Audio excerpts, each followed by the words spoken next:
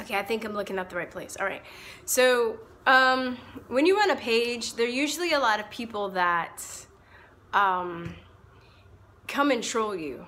Maybe, you know, if you're running a page, I mean, you know, I guess anybody could get trolled, so it doesn't matter. So lately, I've noticed that there have been a lot of vegans coming on the page, and it's funny because I used to be a vegan. I was a vegetarian for years, and then I moved to veganism, and I really did it as a way of, for me, my purpose of doing it was healing and health. But I still love animals, and I found a lot of common ground with vegans that I could agree with. More often than not, I found vegans that I could agree with. Like, I don't agree with factory farming or animal enslavement, or you know, when people post these pictures of people doing like cockfights or killing other animals or torturing them, like, I just go crazy. I hate it. It's the worst thing ever. I totally don't agree with that. I think that is evil. But I noticed that they'll come on the page when somebody's child has died of a vaccine injury or medical injury, or something maybe having to do with chemicals or GMO you know, cause cancer, and they'll come on and they'll just like laugh at them, they'll curse them out, they'll call them names, they'll call them liars. And I'm just like, dude, you're totally abandoning your initial philosophy, which is compassion. So I'm just letting you know, vegans like that are like that. I know there's some that are not, but I'm just letting you know, vegans, the ones that are, you guys have no moral high ground. You guys are horrible human beings. You're just as horrible as the human beings that you've been trying not to be by becoming vegan, if that makes sense. That's who you are. So, I mean, I don't really, I don't see how you're helping your cause either. Because like I said, there are a lot of things that I respect you for, but I don't, like when you attack people and, you know, laugh at their dying child or autistic child or vaccine injured paralyzed child and call them liars and stuff. I don't really know that you are still human. Are you human beings? Have you lost your humanity? You know? So you can treat, you know, you don't think people should treat animals bad, but you treat people just as bad as the animals you say that you shouldn't be treated horribly. You know, what's wrong with you? What's wrong with you? You know, it's such a turnoff, and you don't have the moral high ground. I know you think you do, but you really don't. But that's all I want to say. I just wanted to comment on that, and I know there are good vegans out there, like I said, and I know that real vegans know about, or real true vegans that do their research understand that the animal cells in the vaccines that are injected into us that release an enzyme called reverse transcriptase that makes it integrate into our DNA, as far as we know, with irreversible effects and dire effects. So it's not like we turn into Wolverine or like, you know, Jean Grey or Storm. I wish that were the case. If that was, that would be amazing. That would be amazing. But it's the opposite. It's basically, it's making us regress mentally, physically. It's not good. It's not a good thing. So you would know that animals, that they bleed blue crabs. Did you know this, vegans? That they bleed blue crabs, horseshoe crabs, because they have blue blood, and they use them for a component in some vaccines.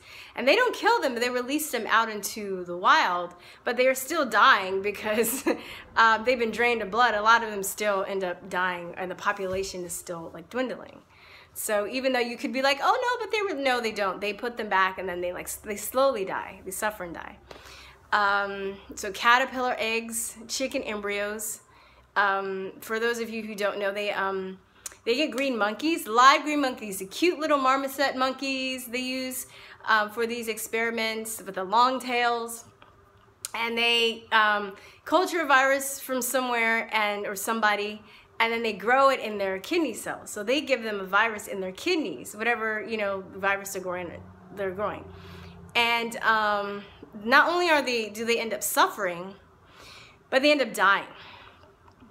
You know, do you know that a long time ago it was known that dogs could not take the mercury in vaccines, so they took the mercury out for the pets, not for the people.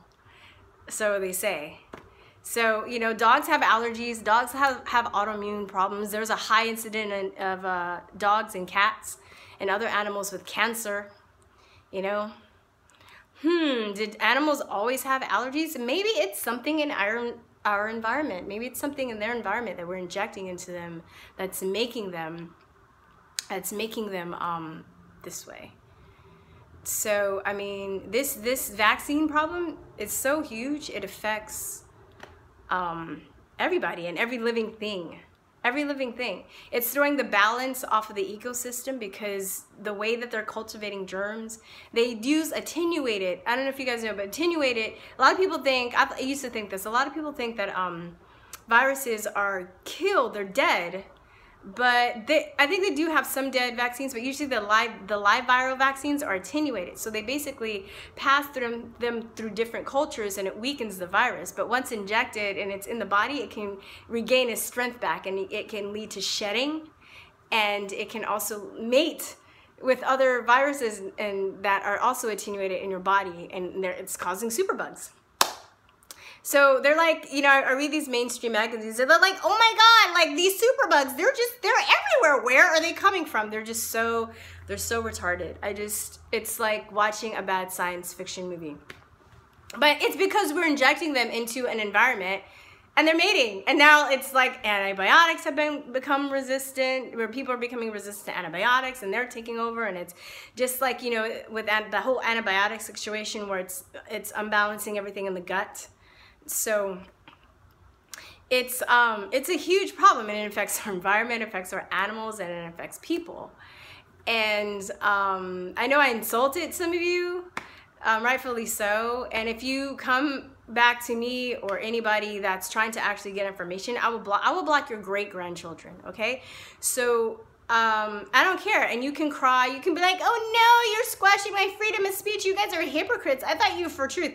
Yeah, we are for truth, but we're not for harassment. There's a difference. I don't know, I think, you know, like, just like, you know, I can say what I can say what I want to say, you can say what you want to say, but if it gets to the point where you're like, you know, harassing and bullying people and not being, you know, civil, then that's harassment. As if, you know, if I have a rally and you come in, you know, barge a rally like Antifa usually does, or Black Lives Matter, and they come in and, you know, those people that are speaking have a right to speak. They have a right to have their own rally, but when they come and start, you know, like bursting up and attacking other people's rallies, they're wrong and they need to be arrested. So think of it, I will put you in Facebook jail like so fast your head would spin. If you come and you interrupt stuff, I don't care. Like, it's the block button. It's the best invention ever made in social media. Use it. I will use it, okay? All right, anyway, that's all I have to say. I think I was looking at the hole in the corner and now I'm looking over here. So, I guess this is where I'm supposed to look. I don't know. Anyway, peace, truth, and love you guys. Mwah. Bye-bye.